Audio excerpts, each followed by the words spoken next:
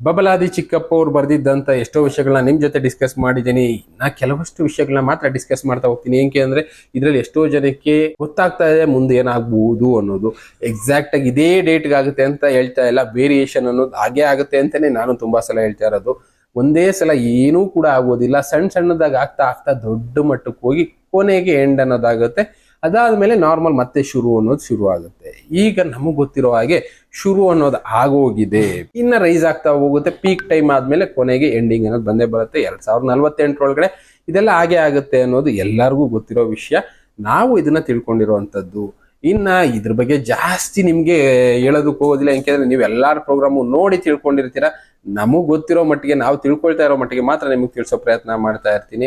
ಇನ್ನ ಡೌಟ್ಗಳು ಇದ್ರೆ ದಯವಿಟ್ಟು ನನಗೆ ಗೊತ್ತಿರೋ ಪದಗಳು ಮಾತ್ರ ನಾನು ಎಕ್ಸ್ಪ್ಲೇನ್ ಮಾಡ್ತಾ ಇದ್ದೀನಿ. ಗೊತ್ತಿಲ್ಲದೆ ಇರೋದು ಹಾಗೇ ಉಳ್ಕೊಂಡಿರೋದು ಎಷ್ಟೋ ಇರುತ್ತೆ. ಅಂಥದ್ದನ್ನ ನೀವು ಉಳುವಿ ದಾಂಡೇಲಿನಲ್ಲಿರುವಂಥ ಬಸವಧಾಮಕ್ಕೆ ಹೋಗಿ ಅಲ್ಲಿ ಕ್ಲಾರಿಟಿ ತಗೊಳ್ಳೋ ಕೆಲಸ ಮಾಡ್ಬೋದು. ಇನ್ನ ಪದ 42ರಿಂದ ಸುಮಾರು ಒಂದು 8 ಪದಗಳು ಬಾಕಿ ಉಳ್ಕೊಂಡಿದ್ವು, ಅವುಗಳನ್ನ ತಿಳಿಸ್ಕೊಡ್ತಾ ಹೋಗ್ತೀನಿ. ಅದ್ರಲ್ಲಿ ಏನಿದೆ ನಾವು ತಿಳ್ಕೊಬೇಕಾಗಿದೆ. ಇಲ್ಲಿ ಪದ 42ರಲ್ಲಿ ಅವ್ರು ಹೇಳ್ತಾ ಹೋಗ್ತಾರೆ, ಭೂತವು ಎದ್ದು ಬಂದೀತು ತ್ರಿಭುವನದೊಳಗೆ, ಭೂತವು ಎದ್ದೀತು ಪಾತಾಳಕ್ಕೆ ಇಳಿದೀತು. ಯಾವ ಭೂತ ಅಂತ ನಿಜವಾಗ್ಲೂ ನನಗೂ ಗೊತ್ತಿಲ್ಲ. ಉತ್ತರ ದಿಕ್ಕಿನಿಂದ ಮುರುಮುರುದು ಕದೀತು, ನೀತಿಯಿಂದ ನಿಜರೂಪ ದೋರುತ, ಆದಿಶಕ್ತಿಯು ಔದಳನೆಂದು, ಕನಕಗಿರಿಯ ಮಾತೆ ರಜಕಗಿರಿಯ ಖ್ಯಾತೆ, ಸೀತಗಿರಿಯೇ ಬಿಟ್ಟು ಬಿಲ್ಲ ಡೊಂಕು ಹೊಳೆಯಲ್ಲಿ ನಿಂತೆ. ಈ ಪದದ ಅರ್ಥ ನಿಜವಾಗ್ಲೂ ಅಷ್ಟೊಂದು ಈಸಿಯಾಗಿ ಅರ್ಥ ಆಗೋದಿಲ್ಲ. ಇಲ್ಲಿ ಉತ್ತರ ದಿಕ್ಕಿನಿಂದ ಮುರುದಿ, ನೀತಿಯಿಂದ ನಿಜರೂಪ ತೋರುತ್ತಾ ಆದಿಶಕ್ತಿ ಬರ್ತಾಳೆ ಅನ್ನೋ ರೀತಿ ತೋರಿಸ್ತಾ ಇದ್ದಾರೆ. ಕನಕಗಿರಿಯ ಮಾತೆ, ರಜಕಗಿರಿಯ ಖ್ಯಾತೆ, ಸೀತಗಿರಿಯೇ ಬಿಟ್ಟೆ ಅಂದ್ರೆ ಇದಕ್ಕೆಲ್ಲ ಹೋಲುವಂತ ಒಂದು ಹೆಣ್ಣು ಬರ್ತಾಳೆ ಅಂತ ತೋರಿಸ್ತಾ ಇರ್ಬೋದು ಇಲ್ಲಿ. ಏನಕ್ಕೆ ಅಂದ್ರೆ ಮೊನ್ನೆ ಕೂಡ ಪ್ರೋಗ್ರಾಮ್ ಅಲ್ಲಿ ನಿಮ್ ಜೊತೆ ಡಿಸ್ಕಸ್ ಮಾಡುವಾಗ ನೋಡಿರ್ಬೋದು, ಅದರಲ್ಲೂ ಕೂಡ ಒಂದು ಹೆಣ್ಣಿನ ರೂಪದಲ್ಲಿ, ದುರ್ಗಿಯ ರೂಪದಲ್ಲಿ ಬಂದು ಭೂಮಿ ಮೇಲೆ ಎಷ್ಟೋ ಕೆಲಸಗಳನ್ನ ಮಾಡ್ತಾ ಹೋಗ್ತಾರೆ ಅಂತ ಹೇಳಿದ್ರಲ್ಲ, ಅದನ್ನ ಇವರು ತಿಳಿಸ್ತಾ ಇದ್ದಾರೆ ಇಲ್ಲಿ. ಚೆಲ್ವ ಶ್ರೀಹರಿಯ ಪುತ್ರ ನಾಭನ ವಲ್ಲಭೆಯಾಗಿ ಗೊಲ್ಲರ ಬಲದಿ, ಸಾಧು ಸಜ್ಜನರ ತತ್ವವ ತೋರುವ ಆದಿಶಂಕರನ ಪಟ್ಟದ ಸತಿಯೇ, ಕಳಶಿತೋ ಬಿಲ್ವಗ ತಾಳೆ ಹಿಡಿದಾಳ ಬೇಗ, ಮಾರಿ ಮಸಣ ದುರ್ಗಾರು ಈ ಕರ್ಮದ ಕಂಟಕರಗಳನೆ, ದ್ರವ್ಯದ ರಾಶಿಯ ಬಂದೀತು, ಉಳುವಿಯ ಮೂಲೆಗೆ ಗುಂಡು ಹುರುಳೀತು, ಬೊಬ್ಬಿ ಕಚ್ಚರೆಲ್ಲ ಬಂಡಾಗಿ ಹೋದಾರು. ಉಳುವಿ ಮೂಲೆಗೆ ಗುಂಡು ಹುರುಳುತ್ತೆ ಅಂತ ಇಲ್ಲಿ ಮೆನ್ಷನ್ ಮಾಡಿ ಹೇಳ್ತಾ ಇದ್ದಾರೆ. ಮಂಡಲ ಸತಿ ಉದ್ದಂಡ ಬರತಾನ, ಉರಿ ಇಲ್ಲದೆ ವಲಯ ಒತ್ತೀತು, ಜನಕ್ಕೆಲ್ಲ ಹತ್ತೀತು, ದುರುಳನೆಂಬುದು ಹುರಿದೀತು. ಇಲ್ಲಿ ಉರಿ ಇಲ್ಲದೆ ಹೊಲೆ ಹತ್ತುತ್ತೆ ಅಂತ ಹೇಳ್ತಾ ಇದ್ದಾರೆ. ಭೂಮಿಗೆ ಬಸವಣ್ಣ ಬರುವಾಗ ಬೆಂಕಿ ಇಲ್ಲದೆ ಒಲೆಗಳು ಹತ್ಕೊಳ್ತವೆ. ಇನ್ನ ಜನಕ್ಕೆಲ್ಲ ಆ ಬೆಂಕಿ ಅನ್ನೋದು ಹಚ್ಕೊಳ್ಳುತ್ತೆ, ಜನ ಅದರಿಂದ ಉರಿದೋಗ್ತಾರೆ ಅಂತ ತಿಳಿಸ್ತಾ ಇದ್ದಾರೆ. ತ್ರಿಲೋಕವು ಬೆಂದೀತು, ನಡೆದ ಜನರಿಗೆ ನುಡಿದ ನಿಂದೆವ, ಶಿರವನು ಪಿಡಿದು ನಖವನು ಚಿವುಟುತ, ಕಡಲ ಒಡದಂತೆ ರಕ್ತವು ಸೋರುತ್ತ, ಪೊಡವಿ ಜನರ ನಾಶವ ಮಾಡುವಳು. ಇಲ್ಲಿ ದುರ್ಗಿ ರೂಪಿ, ಆದಿಶಕ್ತಿ ರೂಪಿ ಬಂದವಳು ಏನೇನ್ ಮಾಡ್ತಾಳೆ ಅಂತ ಹೇಳ್ತಾ ಇದ್ದಾರೆ. ಕಡಲ ಒಡಲ ತೋರುತ್ತ, ಮೃಡಹರನ ಕೇಳುತ್ತ, ಉರಿಗಣ್ಣ ಕಾವಲಿ ಹರಿಸುತ್ತ, ಕುಪಿತಾಗ ದೊರೆತ ಹರನ ಭಕ್ತರಿಗೆ ಆದಿ ದೋರುತ್ತ. ಇಲ್ಲಿ ಏನ್ ಹೇಳ್ತಾರೆ, ಹರನ ಭಕ್ತರಿಗೆ ದಾರಿ ತೋರಿಸ್ತಾಳೆ ಒಳ್ಳೇದನ್ನ ಅಂತ ಮಾತ್ರ ಮೆನ್ಷನ್ ಮಾಡ್ತಾ ಇದ್ದಾರೆ. ನಿರುಸೊಳೆ ಮುಕ್ತ ದುರುಗಳ ಬೇರಿವ, ವರಮಿಂಚು ಪೊಳಕುವ ತರುಣಿಯ, ಕಿರಣದಿ ಪರಿಯಿಲ್ಲದೆ ತಾ ಸರಸರ ನುಂಗುವಳು. ಸೃಷ್ಟಿ ಸ್ಥಿತಿ ಲಯವ ಮಾಡುತ್ತ, ಅಷ್ಟಮಾಸಿದ್ಧಿ ದೋರುತ್ತ, ಅಷ್ಟ ದೇವರಿಗೆ ಶ್ರೇಷ್ಠನೆಂಬಾತ, ಪಟ್ಟದ ಲೆಕ್ಕವ ಕೇಳುತ್ತ, ಅಷ್ಟ ದಿಕ್ಕಿನಲ್ಲಿ ಪಟ್ಯಾಗಿ ಮೆರೆವ, ಕುಟೀಲದ ಮಾತೆಲ್ಲ ದಿಟವಾಗಿ ಕೇಳಿರಿ, ಸೃಷ್ಟಿಯೆಲ್ಲ ಸಾರವಾಡದೀಶ್ವರ, ಲಿಂಗ ಸುತೂರು ತರುಳ ಚಿಕ್ಕಗೆ ತನ್ನ ಕಳೆಯ ತೋರಿದಳು. ಇಲ್ಲಿ ಸಾರವಾಡದೀಶ್ವರನಿಗೆ ತನ್ನ ದರ್ಶನ ಕೊಟ್ಟು ಆ ಶಕ್ತಿನ ತೋರಿಸ್ತಾಳೆ, ಆದಿಶಕ್ತಿ ಸ್ವರೂಪಿ ಅಂತ ಇವ್ರು ತಿಳಿಸಿದ್ದಾರೆ. ಆ ಶಕ್ತಿ ಏನೇನು ಮಾಡ್ತಾಳೆ ಭೂಮಿ ಮೇಲೆ ಅಂತ ಒಂದೊಂದೇ ಲೈನ್ ಅಲ್ಲಿ ಅವ್ರು ತಿಳಿಸ್ಕೊಂಡು ಹೋಗಿದ್ದಾರೆ. ಇನ್ನ ಪದ 43ರಲ್ಲಿ ತಿಳಿಸ್ತಾ ಹೋಗ್ತಾರೆ, ಬಿಡಬೇಡ ತಾಯಿ ಜಗವೆಲ್ಲ ಬಾಯಿ, ಕಾಯಿ ಕಾಯಿ ಅಪ್ಪ ತಾಯಿ. ಪದಗಳು ಹೆಂಗಿದೆ ನೋಡಿ. ಆ ಕಡೆ ಅಂದ್ರೆ ನಾರ್ತ್ ಕರ್ನಾಟಕ ಲ್ಯಾಂಗ್ವೇಜ್ ಅಲ್ಲಿ ಬಳಸುವಂತ ಪದಗಳು ನಮ್ಗೆ ಅಷ್ಟೊಂದು ಇದ್ರ ಬಗ್ಗೆ ಐಡಿಯಾನೇ ಇರೋದಿಲ್ಲ.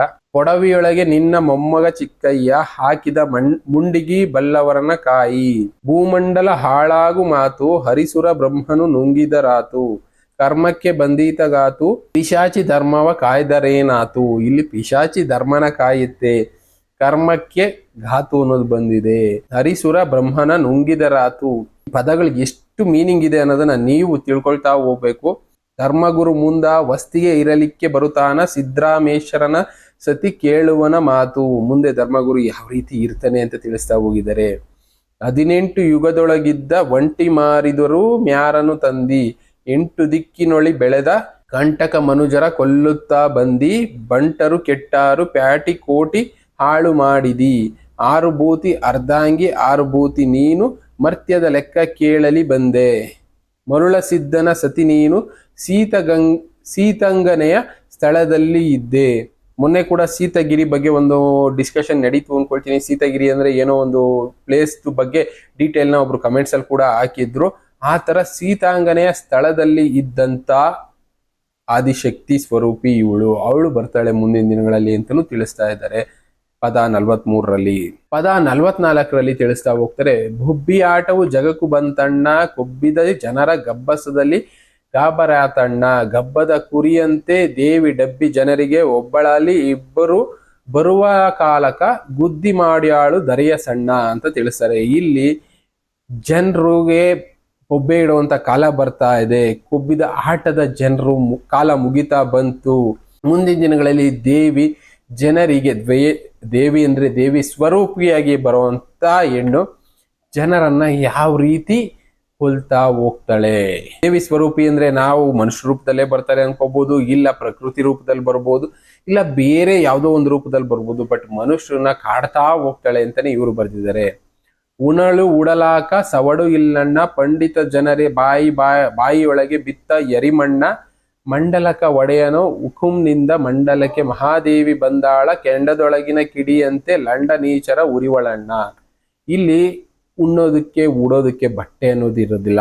ಪಂಡಿತ ಜನರ ಬಾಯಿಯೊಳಗೆ ಎರಿ ಮಣ್ಣು ಅಂತ ಹೇಳಿದ್ದಾರೆ. ಮಣ್ಣಾಕ್ತಾರೆ ಅನ್ನೋದು ಗೊತ್ತಾಯ್ತು. ಏರಿ ಅಂದ್ರೆ ಏನು ನನ್ಗೆ ಗೊತ್ತಿಲ್ಲ. ಮಂಡಲಕ ಒಡೆಯನು ಹುಕುಂನಿಂದ, ಮಂಡಲದ ಒಡೆಯನ ಆಜ್ಞೆಯಿಂದ ಮಹಾದೇವಿ ಭೂಮಿಗೆ ಬಂದು ಕೆಂಡದೊಳು ಕಿಡಿಯಂತೆ ಲಂಡ ನೀಚರನ್ನ ಉರಿತಾಳೆ ಅಂತ ಹೇಳ್ತಾರೆ. ಈಗ ಮಾಮೂಲಿ ಕೆಂಡದ ಕಿಡಿನಲ್ಲಿ ಯಾವ ರೀತಿ ಉರಿತಾರ ಜೋಳ ಅದು ಇದು, ಆ ತರ ಮನುಷ್ಯರನ್ನ ಉರಿತಾಳೆ ಅಂತ ತಿಳಿಸಿದ್ದಾರೆ. ಪಾಪ ಪುಣ್ಯ ತೂಗುತ್ತಾಳಣ್ಣ, ತೂಕಕ್ಕೆ ಕಡಿಮೆ ಆದ ಪ್ರಾಣಿಗೆ ತಂದಾಳು ಯಮಗಾಣ, ಬೇಲಿ ಕುಂತು ಹೊಲ ಮೇದರ ಕಾವಲ್ಯಾರು ಹೇಳಣ್ಣ ಜಾಣ, ಮೂಲಗುರುವಿನ ಕೀಲ ತಿಳಿದು ಜೋಳಿ ಒಳಗೆ ಹುಳುಕೋರಣ್ಣ. ಈ ವಾಕ್ಯಗಳನ್ನ ನಾನು ಮೊದಲು ಕೂಡ ಕೇಳಿದ್ದೀನಿ, ನಿಮ್ಗೂ ತಿಳಿಸಿದ್ದೀನಿ. ಪಾಪ ಪುಣ್ಯಗಳನ್ನ ತೂಗಿ ಹೆಚ್ಚು ಕಡಿಮೆ ಆದಾಗ ಅದಕ್ಕೆ ಯಾವ ರೀತಿ ಶಿಕ್ಷೆಗಳನ್ನ ಕೊಡಬೇಕು ಅಂತ ಕೊಡ್ತಾ ಹೋಗ್ತಾಳೆ. ಆದಷ್ಟು ನೀವು ಮೂಲ ಗುರುವಿನ ಜೋಳಿಗೆ ಸೇರ್ಕೊಳ್ಳಿ ಅಂತ ತಿಳಿಸ್ತಾ ಇದ್ದಾರೆ. ಜೋಳಿಗೆ ಸೇರ್ಕೊಂಡ್ರೆ ಗುರು ಕಾಪಾಡ್ತಾನೆ ಅಂತ. ಕಡೆಯ ಆಟದ ಸಂದ ನೋಡಣ್ಣ, ತ್ರಿಲೋಕದೊಡೆಯನ ಬೆಡಗ ಮಾನವರಿಗೇನು ಗೊತ್ತಣ್ಣ, ಮರವಿನೊಳಗೆ ಅರಿವು ತಿಳಿದು ಗರ್ವ ಅಂಬುವುದೆಲ್ಲ ಅಳಿದು, ಗುರುವು ಸಾರವಾಡದೀಶ ತಾನು ದೊರೆಯದರಿಗೆ ಇಳಿದನಣ್ಣ. ಇಲ್ಲಿ ಗುರು ಸಾರವಾಡದೀಶ್ವರ ಧರೆಗಿಳಿಯುವಾಗ ಏನೇನಾಗುತ್ತೆ ಅನ್ನೋದನ್ನ ತಿಳಿಸ್ತಾ ಇದ್ದಾರೆ. ಕಡೆ ಆಟದ ಸಂದರ್ಭಗಳು ಈಗ ನಡೀತಾ ಇರೋದು ಮಾತ್ರ ಇಲ್ಲಿ ತಿಳಿಸ್ಕೊಂಡು ಹೋಗಿದ್ದಾರೆ. ಇನ್ನ ಪದ 45ರಲ್ಲಿ ಇವರು ತಿಳಿಸ್ತಾ ಹೋಗ್ತಾರೆ. ಕಾಣದು ಕಂಡೀರಿ ವಿಪರೀತ, ತಾಳ ಮೆಟ್ಟ ಕದಲ ಬದಲಾದೀತು, ರಾಣಿಯ ಅಮಲ ಅಡಗೀತು, ಹೆಣ್ಣು ಮಕ್ಕಳ ಜನ್ಮಕ್ಕೆ ಕೂಲಿ ಬಂತು, ಈ ಸುದಿನ ಬಾಳ ಬೇಸಿತ್ತು, ಸಣ್ಣ ಕೂಸಿಗಿಲ್ಲ ಸೈಸಾಲಿತ್ತು. ಈ ವಾಕ್ಯಗಳು ಕೂಡ ಬೇರೆಯವರು ಬರ್ದಿದ್ರು. ಆ ವಚನಗಳು ಕೂಡ ನಾನು ತಿಳಿಸಿದ್ದೀನಿ ಆಲ್ರೆಡಿ ನಿಮ್ಗೊಂದ್ಸಲ. ಹೆಣ್ಣು ಮಕ್ಕಳು ಹುಟ್ಟಿಗೆ ಕೊಳ್ಳಿ ಅನ್ನೋದು ಬರುತ್ತೆ, ಭ್ರೂಣ ಹತ್ಯೆ ಅನ್ನೋದು ಜಾಸ್ತಿ ಆಗುತ್ತೆ. ಕಾಣದೇ ಇರೋ ವಿಪರೀತಗಳನ್ನೆಲ್ಲ ಕಾಣ್ತೀವಿ, ವಿಚಿತ್ರಗಳನ್ನೆಲ್ಲ ನೋಡ್ತೀವಿ ಅಂತ ತಿಳಿಸಿದೀವಿ. ಮಾತು ಸತ್ತ ಮೇಲೆ ಅರುವಾಯ್ತು, ಜನ ಲತ್ತಿ ಬಿದ್ದ ಮೇಲೆ ಮಣದೀತು, ಕಾಳಗ ಮಾಡುವವರು ಹೇಳದೆ ಹೋದಾರು, ಹಾಳಾಗು ಉದ್ಯೋಗ ಸನಿ ಬಂತು. ಈ ವಾಕ್ಯಗಳು ಕೂಡ ಅದೇ ರೀತಿ ನಡೆದಿದೆ. ಏನಂದ್ರೆ ನಮ್ಮ ಜೊತೆ ಜಗಳ ಆಡದೆ ಇರೋರು ಕಾಣದಂಗೆ ಹೊರಟೋಗ್ತಾರೆ. ಇನ್ನ ಮನುಷ್ಯ ಸತ್ತ ಮೇಲೆ ಆ ಮಾತಿನ ಬೆಲೆ ಅನ್ನೋದು ಮನುಷ್ಯಂದು, ಆ ಮಾತು ಏನಾಡಿದ್ದು ಅದ್ರ ಬೆಲೆ ಅನ್ನೋದು ಮನುಷ್ಯಗೆ ಅರ್ಥ ಆಗುತ್ತೆ ಅನ್ನೋದು ಇಲ್ಲಿ ತಿಳಿಸ್ತಾ ಇದ್ದಾರೆ. ಭಾಗ್ಯವು ಬೆಳಸೀರಿ ಬಡುಮಸ್ತು ಜಾಗ ಇಡಿಸಾದು ನಾಡನೆಂಬುದು, ಒಬ್ಬ ದೊಬ್ಬರಿಗಾದೀತು ಲೆಕ್ಕಿದ ಹೊಕ್ಕಲ ಮುರಿದೀತು, ದಿಕ್ಕ ದೇಶಲ ದಕ್ಕಿ ಒಡೆದೀತು, ಇದು ಸುಳ್ಳು ಮಾತಲ್ಲ ತುಡಿಗ್ಯಾದೀತು, ಸಾರವಾಡದೀಶ್ವರ ಸಾರಿ ಬರುವಾಗ ಚಿಕ್ಕಯ್ಯನವರ ವಚನವಾದೀತು. ಇಲ್ಲಿ ಅವರು ಬರುವಾಗ ಸಾರವಾಡದೀಶ್ವರ ಸಾರಿ ಬರುವಾಗ ಇವೆಲ್ಲ ಚಿಕ್ಕಯ್ಯನ ವಚನಗಳಾಗಿರುತ್ತೆ. ಅಂದ್ರೆ ಅವರು ಕೂಡ ಮತ್ತೆ ಇನ್ನೊಂದು ರೂಪದಲ್ಲಿ ಹುಟ್ಟು ಬಂದು ಈ ವಚನಗಳ ಸ್ವರೂಪದಲ್ಲಿ ಜನಕ್ಕೆ ತಿಳಿಸ್ತಾ ಹೋಗ್ತಾರೆ. ಇಲ್ಲಿ ಬಬಲಾದಿ ಚಿಕ್ಕಪ್ಪ ಅವರು ಮತ್ತೆ ಹುಟ್ಟಿ ಬರ್ತಾರೆ. ಅವರು ಸಾರವಾಡದೀಶ್ವರ ಅಂದ್ರೆ ಭೂಮಿ ಆಳುವಂತ ವ್ಯಕ್ತಿಯನ್ನ ಕುರಿತು ವಚನಗಳನ್ನ ಆಗ್ಲೂ ಕೂಡ ಹೇಳ್ತಾ ಹೋಗ್ತಾರೆ ಅಂತಾನೆ ತಿಳಿಸಿದ್ದಾರೆ. ಇನ್ನ ಪದ 46ರಲ್ಲಿ ಏನ್ ತಿಳಿಸ್ತಾರೆ ತಿಳ್ಕೊಳ್ಳೋಣ. ಗುರ ಸಿದ್ಧಗಿರಿಯ ದೇವನೋ ವೀರ ಬಸವನೋ ನಾರಿ ಕೊಲ್ಲಾಪುರದ ಮಾಯಿನ ಮರ್ದನೋ ಸಾರಿ ಹೇಳುವೆನು ಸೂರ್ಯ ಆಗದು ಜಾಗಕ್ಕೆ ಕುರಿಮರಿಗಳ ತೋಳಿನ ಆಹುತಿ ಕೊಡಬೇಕೆಂದು ಚಂದ್ರಶೇಖರನು. ಇದು ಕೂಡ ಮೊದಲೇ ಲಾಸ್ಟ್ ಪದಗಳಲ್ಲಿ ತಿಳಿಸಿದೀವಿ. ಚಂದ್ರಶೇಖರನ ಅವತಾರ ಯಾವ ತರ ಇರುತ್ತೆ ಅನ್ನೋದನ್ನ ತಿಳಿಸಿದರೆ. ಕಂದ ನಂದಿಯ ತಂದ ಅಂದಿಗೆ ಆನಂದ ಮೇದಿನಿ ಹರಗುತ್ತ ಬಂದ ಕರ್ಣೇಶ ಕಂಕಣ ಕಟ್ಟಂದ ಚರಗದ ಗಡಿಗೆ ಹೊತ್ತು ತೇಲಾಡುತ್ತಾ ಆತುರ ಮನೆಗಳು ಉಣಬೇಕಂತ ಎರಡರೊಳು ಒಂದು ಕಿವಿ ಮಾತು ಹೇಳುತ್ತಾ ಬಂದನು ಹರಗುರು ಬಸವನು. ಇಲ್ಲಿ ಹರಗುರು ಬಸವನು ಬರೋನು ಯಾವ ರೀತಿ ಕೆಲಸ ಮಾಡ್ತಾರೆ ಅನ್ನೋದನ್ನು ತಿಳಿಸಿದ್ದಾರೆ. ಆನಂದಕ್ಕೆ ಬರ್ತಾರೆ, ಆನಂದ ಸಂವತ್ಸರಕ್ಕೆ ಬರ್ತಾರೆ, ಮೇದಿನಿಗೆ ಹರಗುತ್ತಾ ಬರುತ್ತಾನೆ ಅಂತ ಇಲ್ಲಿ ತಿಳಿಸ್ತಾ ಇದ್ದಾರೆ. ಕರ್ಣೇಶ ಕಂಕಣ ಕಟ್ಟೆಂದ ಯಾವ ಜಾಗಕ್ಕೆ ಕಂಕಣ ಕಟ್ಟು ಕಾಪಾಡೋ ಕೆಲಸ ಮಾಡಬೇಕು ಅವುಗಳನ್ನೆಲ್ಲ ಪ್ಲಾನ್ ಮಾಡ್ಕೊಂಡು ಬರ್ತಾರೆ ಅನ್ನೋದನ್ನ ಇಲ್ಲಿ ತಿಳಿಸ್ತಾ ಇದ್ದಾರೆ. ಆದಿ ಕಾವೈರೀಶ ಹಂಪಿಯ ವದಿವನಾಶ ದುರಿತ ಜನರ ದೂರವಾಶ ನೀ ಮಾಡುವ ಉದ್ದೇಶ ಕೂಗುವ ಕೋಳಿಯ ಮಾಗನ ಸವರತ ಅಗ್ನಿ ಕಣ್ಣಿನ ದೇವ ಬೊಬ್ಬಿರಿ ನಿಕ್ಕುತ ಭಾಗ್ಯವಂತರನ್ನೆಲ್ಲ ಭಂಗವಪಡಿಸುತ್ತ ನಾಗೇಂದ್ರ ಮುಖ ಹರಗುರು ಸಂಘ ಮೇಲೆ ಗೋಪುರಕ್ಕೆ ಬಂದ ರತ್ನದ ಕಟ್ಟಂದ ನೀಲ ಮಾಣಿಕದ ಮಠವಂದ ಘಟದಿಟವಿರಲೆಂದ. ಈ ವಚನಗಳು ಕೂಡ ನಾನು ನಿಮ್ಗೆ ತಿಳಿಸ್ಕೊಟ್ಟಿದ್ದೀನಿ ಕೆಲವಷ್ಟು ಪದಗಳಲ್ಲಿ. ಇಲ್ಲಿ ರತ್ನದ ಕಟ್ಟೆಂದ ನೀಲ ಮಾಣಿಕ್ಯದ ಮಠ ಅಂತ ಮಠ ಅನ್ನೋದು ಮುಂದಿನ ದಿನಗಳಲ್ಲಿ ರಚನೆ ಆಗುತ್ತೆ. ಆ ಜಾಗದಲ್ಲಿ ಇವರು ಕೂಡ ಬಂದು ಉಳ್ಕೊಳ್ತಾರೆ. ಅದನ್ನೇ ಇವರು ತಿಳಿಸಿದ್ದು ಶ್ರೀರಂಗಂ ಮತ್ತೆ ಕಂಚಿ ಮಧ್ಯೆ ಅರಮನೆಗಳ ನಗರಿ ಆಗುತ್ತೆ. ಆ ಜಾಗ ಕೂಡ ಮುಂದೆ ದಿನಗಳಲ್ಲಿ ತುಂಬಾನೇ ಸೇಫೆಸ್ಟ್ ಪ್ಲೇಸ್ ಆಗುತ್ತೆ. ಪ್ಲಸ್ ಕಲ್ಯಾಣ ನಗರಿ ಅನ್ನೋದಿತ್ತಲ್ಲ ಆಗಿನ ಕಾಲಕ್ಕೆ, ಅಂತ ಕಲ್ಯಾಣ ಪಟ್ಟಣ ಈಗ ಮುಂದಿನ ದಿನಗಳಲ್ಲಿ ಈ ಜಾಗದಲ್ಲಿ ಆಗತ್ತೆ. ಅದನ್ನೇ ಅವರು ಮೆನ್ಷನ್ ಮಾಡಿರೋದು ನೀಲಮಾಣಿಕದ ಮಠ ಅಂತ. ಮಾನ್ಯರೆಲ್ಲ ಮಾಯವಾಗುವವರು ಬಿರದಿನ ಶರಣರು ಬಿಚ್ಚಿ ಹೇಳುವರು ಕನ್ನಡ ಸಾರವಾಡದೀಶ್ವರ ಬಾಲ ಸಂಗವಿಸಿ ಸಿಂಹಾಸನ ಘನವಿರಲೆಂದ. ಇಲ್ಲಿ ಎಂತೆಂಥವ್ರು ಮಾಯ ಆಗುವಂತ ಕಾಲ ಬರುತ್ತೆ. ಈಗ ನೋಡ್ತಾ ಇದೀವಲ್ಲ, ಎಷ್ಟೇ ದುಡ್ಡಿದ್ರು ಉಳ್ಕೊಳಕ್ ಆಪ್ಷನ್ಗಳಿರೋದಿಲ್ಲ ಅಂತ ಕಾಲ ಬರುತ್ತೆ. ಬಿದಿರಿನ ಶರಣರು ಬಿಚ್ಚಿ ಹೇಳುವವರು, ಶರಣರು ಬಿಚ್ಚಿ ಒಂದೊಂದು ಮಾತುಗಳನ್ನ ತಿಳಿಸ್ತಾ ಹೋಗ್ತಾರೆ, ಅರ್ಥ ಮಾಡ್ಕೊಳ್ಳಿ ಅಂತ ತಿಳಿಸಿದ್ದಾರೆ. ಇನ್ನ ಪದ 47ರಲ್ಲಿ ಇವ್ರು ಹೇಳ್ತಾ ಹೋಗ್ತಾರೆ. ಕಡೆಯ ಆಟದ ಕಾಲ ನೋಡಣ್ಣ ಧರ್ಮವ ಹಿಡಿದು ನಿರ್ಮಳವಾಗುವ ನಿಜ ಕೇಳಣ್ಣ ತಾಯಿ ತಂದೆ ದೊಂದೆ ಧರ್ಮ ಬೆಳಗ ಅಂಬು ದೊಂದೆ ಕರ್ಮ ಬೆಳಗ ತಪ್ಪಿ ಮುಂದೆ ನೀವು ಹುಡುಕಿ ದಡಿಕಿಗೆ ಶಿಲ್ಕಿರಿ ಅಣ್ಣ. ಇಲ್ಲೇನಾಗತ್ತೆ, ತಾಯಿ ತಂದೆದು ಒಂದೇ ಧರ್ಮ, ಬೆಳಕನ್ನ ಹುಡುಕೊಂಡು ಸುತ್ತುವಂತ ಸಮಯ ಬರುತ್ತೆ, ಬೆಳಕಿಲ್ದೇ ಇರುವಂತ ಭೂಭಾಗಗಳು ಇಷ್ಟು ಆಗುತ್ತೆ ಅಂತ ತಿಳಿಸಿದರೆ. ಆ ವಚನಗಳನ್ನ ಇಲ್ಲಿ ಮತ್ತೆ ಮತ್ತೆ ರಿಪೀಟ್ ಮಾಡಿ ಹೇಳ್ತಾ ಇದ್ದಾರೆ. ಬ್ರಹ್ಮ ಜ್ಞಾನವು ಪ್ರಕಟವಣ್ಣ ಸ್ವಪ್ನದ ದಾರಿ ಗುಪ್ತ ಗುಣಗಳು ಕೆಡಿಸುತ್ತಾಳಣ್ಣ ಶೂನ್ಯವೆಂಬುವು ಸಾಧುರೆಲ್ಲ ದಿಣ್ಣ ಹೊಡೆದು ಗಗನ ಸೇರಿ ತಣ್ಣಗಾದ ಕೈ ಪದವರು ಮಣ್ಣ ಮನಿಯ ಸೇರುವರಣ್ಣ ಸಿದ್ಧರಾಟದ ಸುದ್ದಿ ಕೇಳಣ್ಣ. ಇಲ್ಲಿ ಸಿದ್ಧರ ಆಟದ ಸುದ್ದಿ ಯಾವ ತರ ಇರುತ್ತೆ ತಿಳ್ಕೊಳ್ಳಿ. ಸ್ವಪ್ನದ ದಾರಿನಲ್ಲಿ ನಾವು ಗುಪ್ತ ಗುಣಗಳನ್ನ ಕೆಡಿಸ್ಕೊಳ್ತೀವಿ, ಈ ತರದ್ದೆಲ್ಲ ನಡೆಯುತ್ತೆ ಅಂತ ತಿಳಿಸಿದ್ದಾರೆ. ಇದ್ದದ್ದು ಬಿಟ್ಟು ಗುಡ್ಡ ಗಂಹಾರ ಸೇರುತ್ತಾರಣ್ಣ ದೇವರು ಹೇಳುವ ಸಕಲದವರು ಆಗಲಿ ಹೋಗುವ ಕಾಲ ಬಂತಣ್ಣ ತಗಲ ಬಗಲ ಹೊತ್ತಿಗೆ ಅವರು ಕಬೂಲ ಮಾಡಿ ಸುಡುತ್ತಾರಣ್ಣ ಕತ್ತಳೆಯಳು ಸಿಲ್ಕ ಬ್ಯಾಡಣ್ಣ ಸುತ್ತೇಳು ಜನ್ಮದ ಮಿತೇರವರ ಗೊತ್ತು ಕಾಣಣ್ಣ.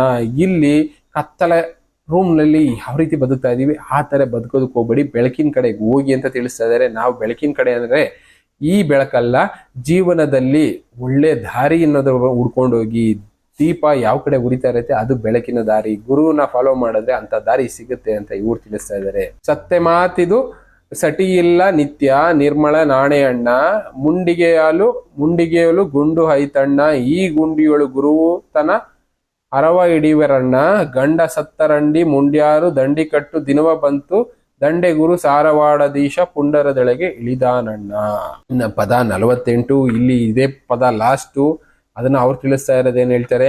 ಮಂಡೆ ಬ್ಯಾಡಲೆ ತಿಳತನದ ಬುದ್ಧಿ ತಿಳಿ ಮುಂದಿನ ಸುದ್ದಿ ಪಂಡಿತನಲ್ಲೇ ಮಂಡಲದೊಳು ಪ್ರಚಂಡರ ಕೂಡ ಬಂದೀತು ಬ್ಯಾಡ ಬಂಡಲ್ಯಾಂಡಿನಿ ಸುಮ್ಮನೆ ತಿಳಿವಿದಿ ಹಾದೀತ ನಿನ್ನ ಗುದಿ ಮೂರು ನಿಬ್ಬಣ ಸಾರಿ ಬರುತ್ತಾವಣ್ಣ ನಿನ್ನ ಮಾರಿ ಸುಣ್ಣ ಅರು ಹೊಂದರ ಆಕ ಬದಿಯ ಸಣ್ಣ ಕಾಣದ ನಿನ್ನ ಕಣ್ಣ ಸಾರಿ ಮುಜುಗವು ಅಮೃತ ಗರಿವಳಣ್ಣ ಮೀರಿದ ಮಾತಿದು ದಾರಿಗೆ ತಿಳಿಯದು ಬೋರನೆ ದರೆಯೊಳು ಕೂಗಿ ಹೇಳುವರು ಸಾರಿ ಹೇಳತಿನ ಹಯ್ಯ ಬ್ಯಾಡಿರಿ ಬಂದಿತ ನಿನಗೆ ಮಾರಿ ಒಂದು ಒಂಟಿಗೆ ಒಂದು ಕಾಲ ಉಂಟು ಒಂದು ಮಾತಿನ ಗಂಟು ಹಿಂದಕ್ಕ 10 ಹರಕಿ ಹಾಕಿ ಹೊತ್ತು ಗಂಟು ಹನ್ನೊಂದಕ್ಕ ಉಂಟು ಮುಂದು ಬರುವ ಕೊನ ಹೇಳಬೇಕು. ಎಷ್ಟು ಮಂದ ಮನುಜ ನಿನಗೆಂದಿಗೆ ತಿಳಿಯದು, ನಿಂದೆ ಕುಂದುಗಳು ಹೊಂದಿಕೊಳ್ಳಲಿ ಬ್ಯಾಡ. ಮಂದ ಮನುಜ ನೀ ತಿಳಿಯುವಲ್ಲಿ ಸದಾ ಬಿಡಿಸುವ ನಿನ್ನ ದೈವ. ಹುಲಿಯು ಹೇಳುತ್ತದೆ ನೆಲೆಯ ಗಣಮಂಡ, ಬಿಲ್ಲುವ ತಕ್ಕೊಂಡ ಅರಿಯದವನಿಗೆ ವಾಲಿ ಬಂಡಾರ ಚಂಡ.